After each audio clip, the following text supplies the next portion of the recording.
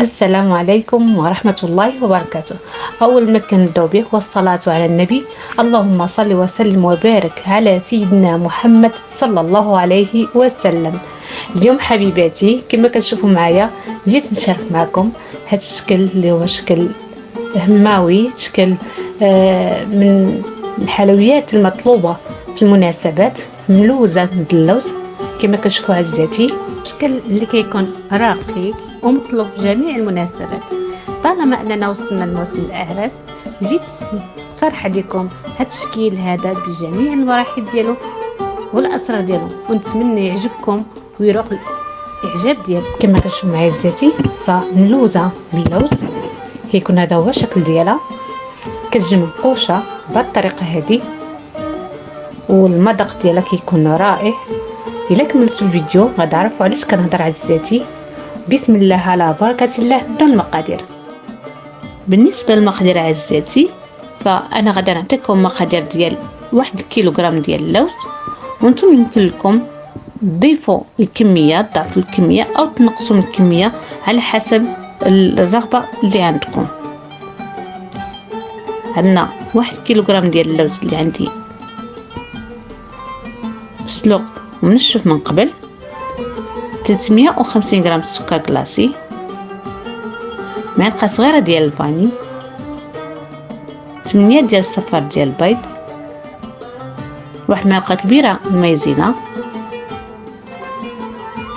واحد معلقه كبيره ديال خميره الحلويات، مسكه حره، قشور ديال 2 حامضات، و4 معالق ديال الزبده دائبه، بالإضافة لواحد المعلقة كبيرة ديال النباج. هادو هما المقادير عزيزاتي. بسم الله على بركة الله.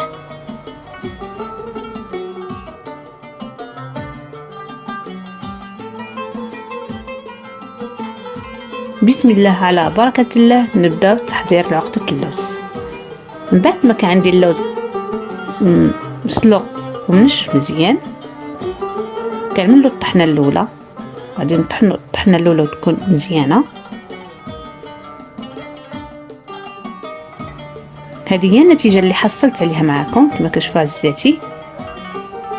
كنضيف سكر كلاصي 350 غرام، اللوز اللي طحنت الطحنه الاولى، وكنضيف عليها حبيبات ديال المسكه حره كما كتشوفوا معايا.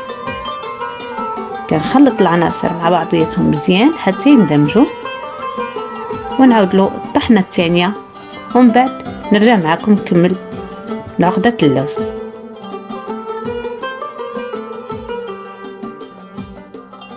من بعد ما طحنت الطحنه الثانيه للوز كما كتشوفوا معايا عزيزاتي بالسكر كلاصي، هذه هي النتيجه اللي حصلت عليها. اللوز ديالنا ضروري خصنا نطحنوه مزيان حتى كيعطينا التعليكه ديال الطحين. من بعد كنبدا نضيف المقادير. غنضيف معلقه ديال مايزينا، من بعد غنضيف عليهم خميره الحلويات،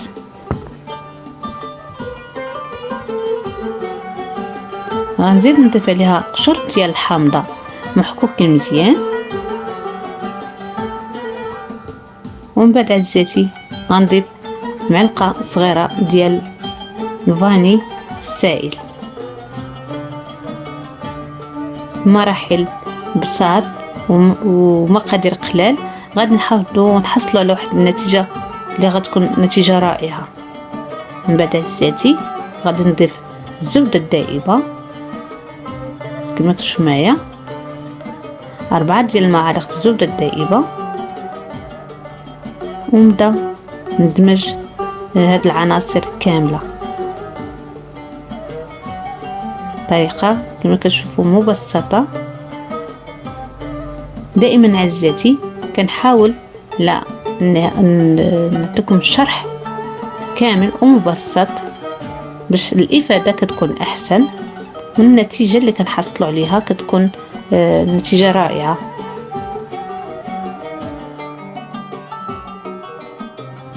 من بعد ما ندمجوا لي العناصر اللي وضعت في اللوز مزيان كنضيف عليهم واحد المعلقه كبيره ديال النباج.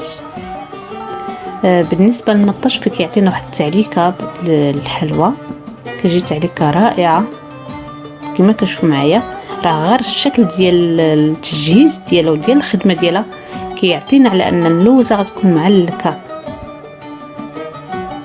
كنستمر في التخليط والعجن ديالها، من بعد كنضيف عليهم صفار ديال البيض بهذه الطريقه عزيزاتي. بالنسبه للون الاصفر اللي كتميز به الملوزه فهذا ناتج على صفار البيض بالاضافه للقشور ديال الحامض اللي عندنا بحكوك. المذاق ديالها كيجي رائع، وحتى اللون ديالها كيكون عطينا داك اللون الاصفر الجميل جدا. بالنسبه للقوام الا لاحظتوا عزيزاتي انها جات العقده اللوز مازال ناشفه شويه، يمكن لكم تضيفوا لها بيضه كامله او صفار بيضه واحده. ومن بعد كنستمر في العجن ديالها والدمج ديال المقادير كامله كما كتشوفوا معايا عزيزاتي حتى كنحصل على نتيجه اللي كتكون بهالشكل هذا. القوام ديال اللوز كيكون رطب وفي نفس الوقت ما كيكونش جاري بزاف، قوام اللي كيمكننا نتحكموا به بالايادي ديالنا الطريقه ديال التجهيز ديال اللوزه. كنستمر حتى كنحصل على هاد النتيجه ديال عزيزاتي. من بعد كندخل العقده ديال اللوز الثلاجه كما كتشوفوا معايا لمده تقريبا نصف ساعه، ومن بعد نرجع نكمل معكم تحضير اللوزه. من بعد ما خرجت من الثلاجه هذا هو القوام اللي حصلت عليه كيف ما كتشوفوا معايا زيتي. كنبدا بتجهيز حبات ديال عقده اللوز كما كنعرفوا جميعا الطريقه ديال تجهيز ديال كرات ديال حبات اللوز بهذه الطريقه هذه. من بعد ما كنوضع الايادي ديالنا في الماء الزهر، الماء الزهر كيعاوننا باش نشكلوا حبات ديال اللوزه. من بعد ما كنشكل واحد المجموعه ديال حبات اللوزه كما تشوفوا معايا عزيزاتي كنضعها في السكر كلاصي اللي كيكون عندي مغربل من قبل، نوعيه ممتازه ديال الحلويات. ومن بعد كنبدا نشكل بها اللوزه كما كتشوفوا معايا عزيزاتي. من بعد ما كندوزها السكر كلاصي مزيان، انا عندي هاد المعلقه صغيره كنقش بها اللوزه. نتوما عزيزاتي كيبقى لكم الاختيار، يمكن لكم تشقوها بالموس او المعلقه اللي متوفر عندكم. كنشقها بهذه الطريقه عزيزاتي، طريقه سهله.